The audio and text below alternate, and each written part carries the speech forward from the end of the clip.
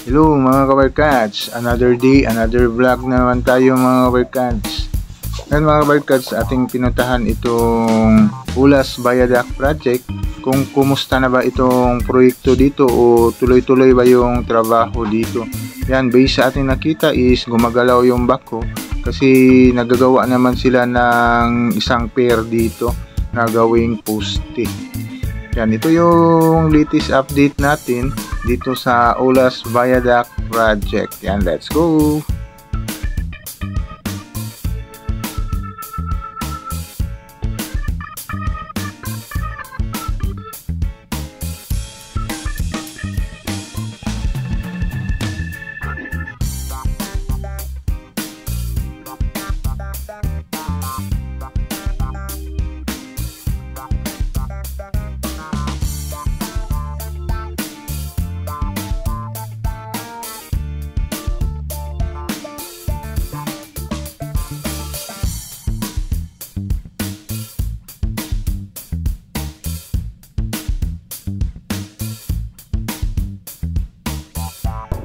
Papunta tayo doon sa site na project mga kawarkas. Dito itong landing area na papunta ng Davao Coastal Road sa Talumo segment. Ito yung unang puntahan natin para i-update yung kumusta na ba yung tinatrabaho dyang area na yan. Kasi parang dyan na lang sila nagpo-focus na mga poste na gagawin ngayon, kasi doon sa may Catalonan Pequeño pababa ng Ulas is more in girder na sila naglalagay doon. Kaso lang hindi nila malagay-lagay yung mga girder dahil sa problema sa mga kurente ng Davao Light. Yan, ito yung pupuntahan natin dito sa may landing site. Yan, let's go!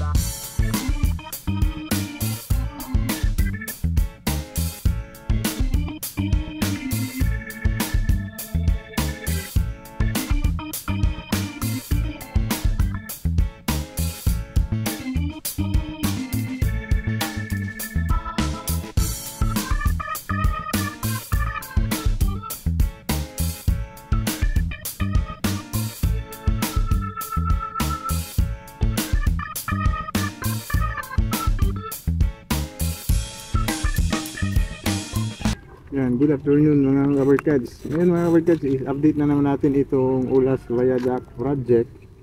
Yan, kung kumusta na ba ito, kung natuloy-tuloy pa ba yung trabaho dito. Ngayon, based sa nakita natin dito meron dito yung mga backhoe nila. Tapos wala na yung kuha nila dito, house. Binalipat pala doon. Yan, may dumating sila dito na isang drilling machine, kasi may abutment pa kasi dito yan, may abutment pa dito na gagawin dito na area. Yan, nandoon yung backhoe nila.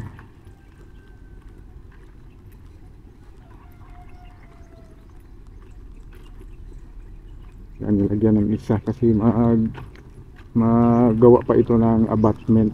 May isang abutment pa dito gagawin dito na area. Yan. Ayun, nagbutas na pala sila dito. May nabutas na pa sila dito na isa. Yan, para sa abutment ito. Yan, nag-deliver para sila ng ano. Nag-deliver sila ng mga ano pala dito.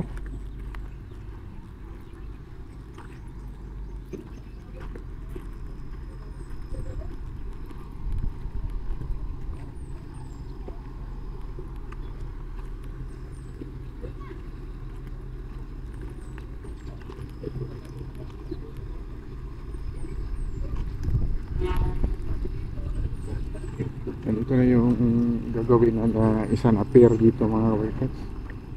Yan. May isang pier na gagawin dito.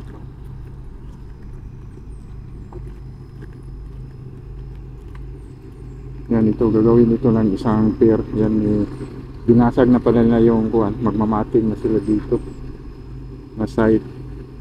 Kasi doon yung isang pier dito ginawa na tapos na yan. May isang pier pa na sa may highway talaga. May dalawa pa dyan, ibang contractor.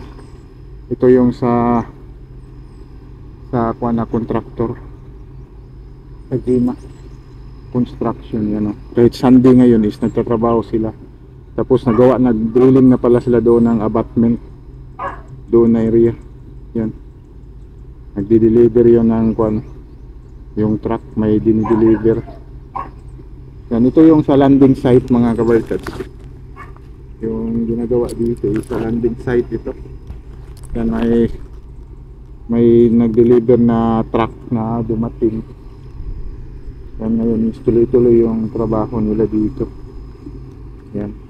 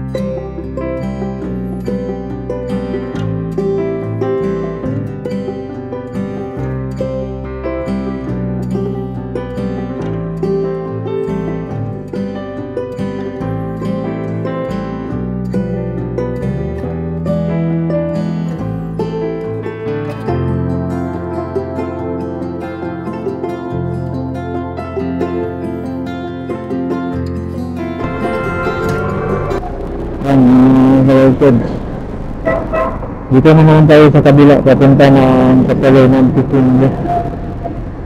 Yung update natin dito.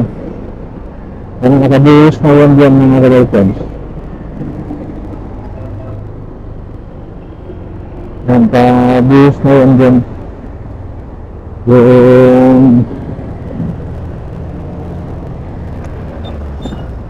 Kasi yung contractor nito mga kabarkans, yan ang yan. At saka ito yung rock na construction. Ito yung dalawa sa kanila. Tapos may dalawa doon, ibang contractor naman dahil yung pinuntahan natin kanina is yun yung Gima nagtatapos. May dalawang pier at isang abutment. Yan dito. So may buhos na yan mga kabarkans. Tapos may tayo dito, isang magagawa ng dyan, yung border is ang rocky din. Sila ang magkakabit yan, sila ang magagawa ng border daw dyan, itong dalawa. Tapos from dito is under na ito sa Gima and construction.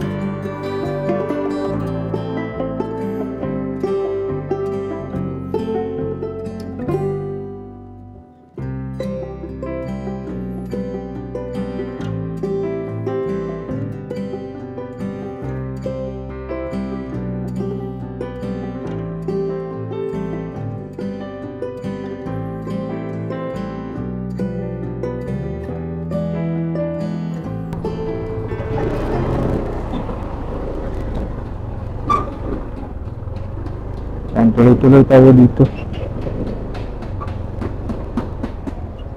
At dito is tuloy-tuloy yung pag-drilling nila dito. Talagang natagalan sila dito mga kabaikas, oh. Pag-drilling, parang konti na lang yata yung kulang nila dito sa poste dito na sa foundation, para sa foundation. Tuloy-tuloy kahit Sunday yun ngayon mga kabaikas, is tuloy-tuloy yung trabaho nila. Yan, siguro may budget pa ito na sana hope na matuloy-tuloy ito, kasi bisa narinig natin is hindi nila ito binigyan ng 2025 budget. Yan, ito dito sa may Ulas Viaduct. Ano, mga heavy equipment crane sila dito. Ay, hinukay na pala nila dito mga kabaikas, ha. Magagawa naman sila ng isang pier dito. Yan, hinukay na nila dito banda, kasi ito na yung magkukunot yun sa gagawin nila. Yan, tuloy-tuloy pa rin yung trabaho nila dito mga kabaikas. Hindi pa rin ganun yung ating mga nila, yung mga abay dito.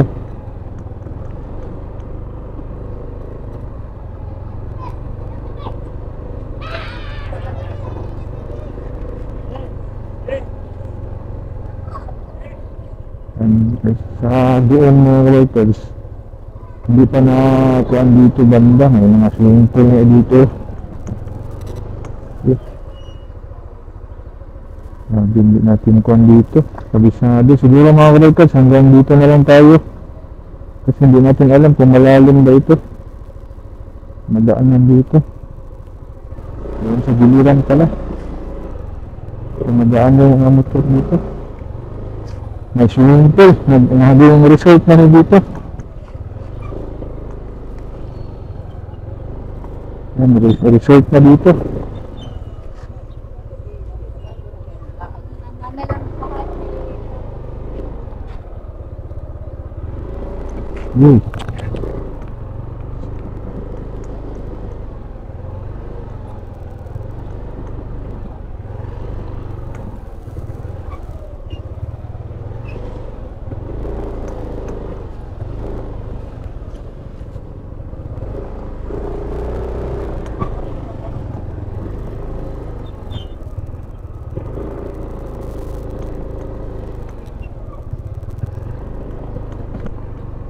Dan dito mga kabaikas,